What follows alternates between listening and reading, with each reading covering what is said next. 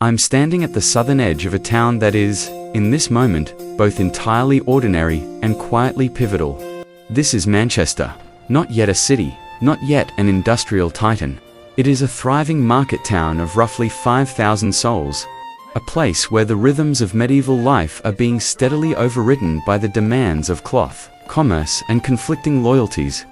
Over the next minutes, I will walk its streets, explore its market, and step inside the workshops where a new economic future is being woven. This is not a story of dramatic revolution, but of daily life in a community poised on the brink of profound change. To understand this place, we must first orient ourselves in time.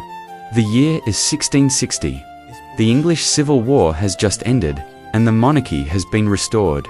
In London, this is a moment of political reckoning, but here in Lancashire, the immediate concerns are more local. The price of wool, the arrival of the weekly market, the rebuilding after plague and conflict.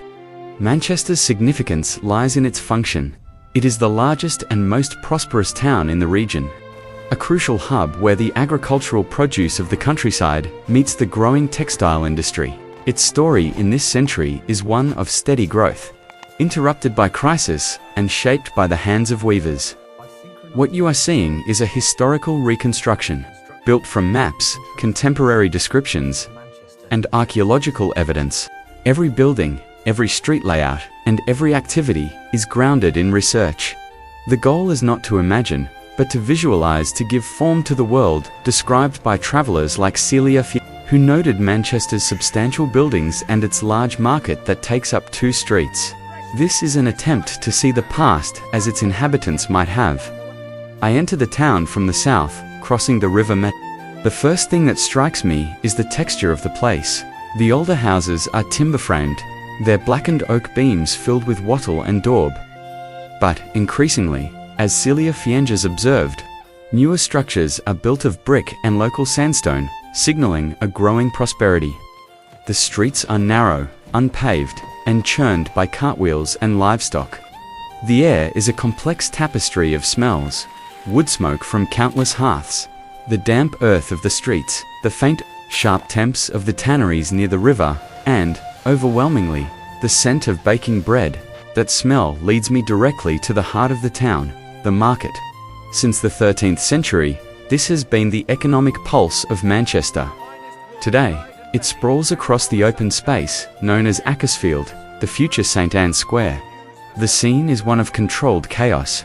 Stalls are laden with goods that tell the story of the region's economy. There are piles of coarse, undyed wool from local sheep, and bales of linen, and the increasingly popular fustian hard-wearing mix of linen and cotton. But this is also where the town is fed. Let's look at the food. For most people, diet is built around grain. The lower classes eat a coarse, dark bread made from a mix of wheat, rye, and barley, while the wealthy enjoy finer, white wheat loaves. At the stalls, I see wheels of hard cheese, baskets of eggs, and slabs of bacon. Meat is a luxury, but butchers here sell every part of the animal blood for sausages, tripe for stews, calves' heads, ensuring nothing is wasted. Protein for the poor comes more from pulses, dairy, and, increasingly, from the potato. This New World tuber is gaining a tentative foothold in northern England, valued for its productivity in our damp climate. Fish is available to pike and eel from local ponds, and salmon brought from the Ribble Valley. This market is the connector, where the surplus of the countryside is traded for the manufactured goods beginning to define the town. And those goods are everywhere. As I leave the market's din and walk down a side lane, the sound changes.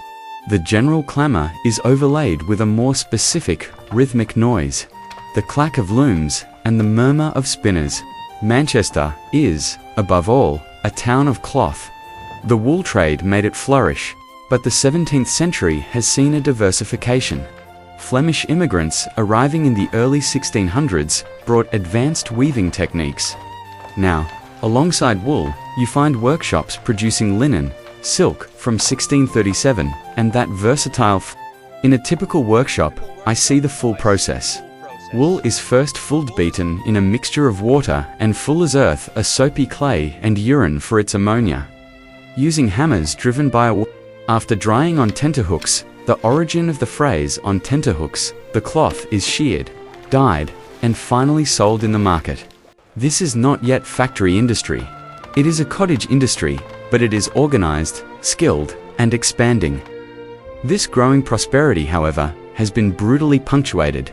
The century opened with catastrophe. In 1603, the plague struck, killing perhaps a quarter of the population.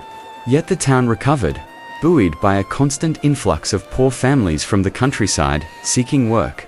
Then came the political storm.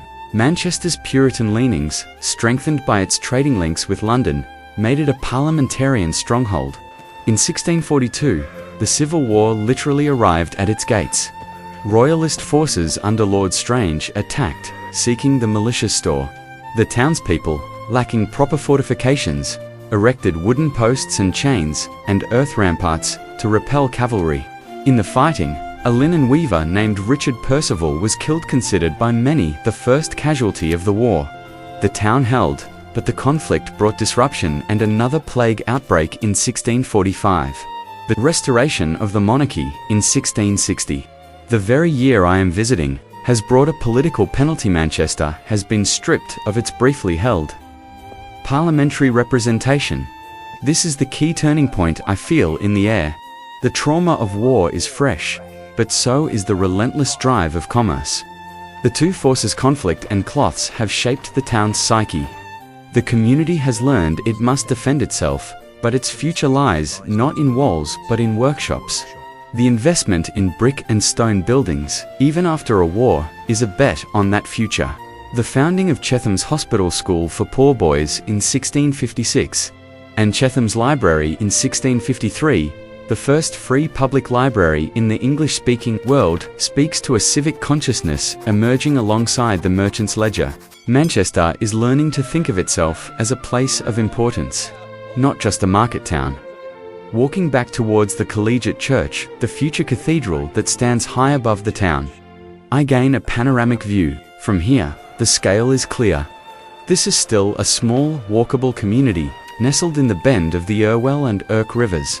The fields are literally at the end of the street, yet, in the concentration of workshops, in the scale of the market, and in the determined rebuilding, you can see the prototype of the city to come. In a little over a century, this quiet market town will become the shock city of the industrial age.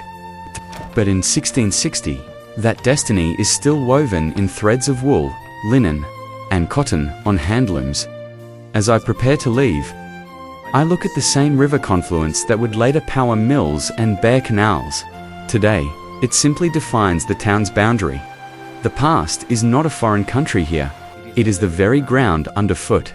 The Manchester of the 1600s was a community of resilience, defined by its market and its looms, weathering plague and war to lay the foundations for an unimaginable future. It reminds us that great transformations often begin not with a roar, but with the steady daily accumulation of small changes, the turn of a spindle, the sale of a yard of cloth, the rebuilding of a house in brick. Thank you for joining this journey.